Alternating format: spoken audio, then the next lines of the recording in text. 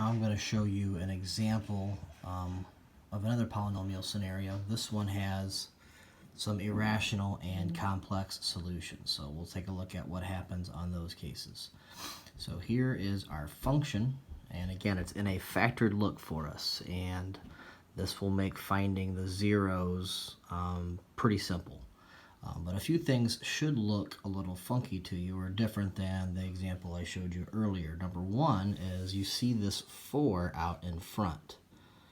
Now this 4 is a factor, okay, but there's no variable attached to it. So this number actually would not be involved with finding a zero of this polynomial here. There's no variable attached. If it was a 4x, now that's a little bit of a different story. But that 4, that's just like being able to pull out a 4 out of all the coefficients, so factoring that number out there. So it's going to play a role in our end behavior, but this actually has no role in terms of the x-intercept. So the first factor is an easy scenario of -6. If x plus 6 is the factor, the value that's going to make that factor, or the number that's going to make that factor 0 would be -6. And the last factor, you see that x minus 8, which means 8 is an intercept.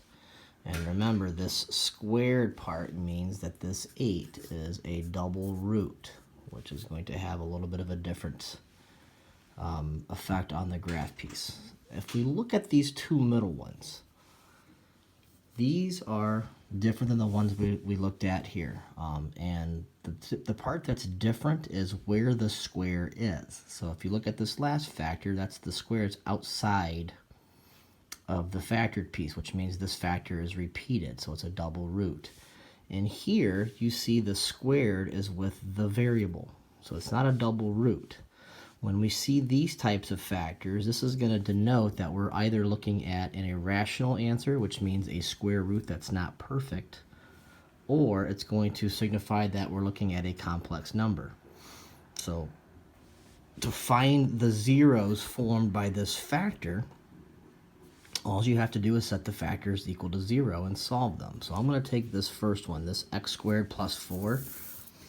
If I set that factor equal to 0 and I solve it, what will I come up with here? So first thing we would do is subtract the 4 over.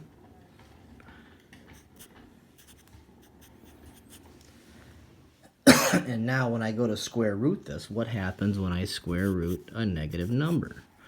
Well, now we end up with an I in our answer. And we still get two numbers, 2i and -2i.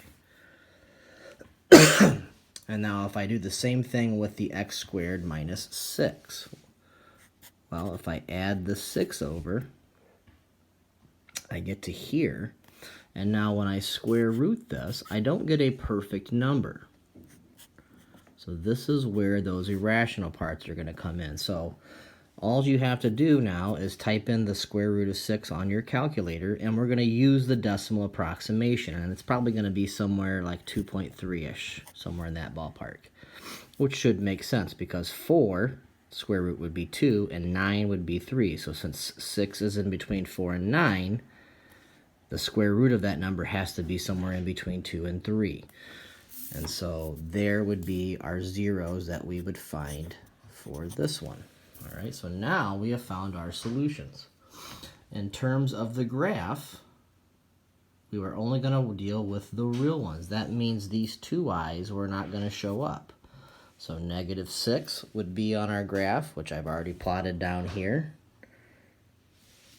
I've got this 2.3 and this -2.3, so those are real numbers. So those would be those 2 points that we see. And then I've got this 0 at +8 from that last factor that's going to be up on the graph. So there's all the real zeros represented on this graph. Now we're going to look at the end behavior. So again, we want to identify the lead coefficient here. So what I have, again, this is like an x squared, so I've got 1x squared times another x squared times another x squared. Well, that's 1x to the 2 for x to the 6th, and then times another one would be x to the 7th, and then I have this 4. So 4x to the 7th would be my lead term of this polynomial. So it's positive and it is odd, which means our end behavior is going to look like this. It's going to finish going up in a positive direction. So I'm going to go ahead and do this. So here it is at 8. It's going to finish up. And then here at the -6, it's going to be going down. So there's the end behavior piece of this graph. And now again, we're just going to pass through the x-axis up and down, making m's and w's, except for the last one. If you remember, 8 is a double root, which means it doesn't pass through the x-axis. It's going to hit the intercept and reflect backwards and stay on the same side. There is no positive, negative sign transfers for the outputs. So now I'm going to go ahead and make this graph go right through. And again, I'm not worried about how high or low you are making the humps.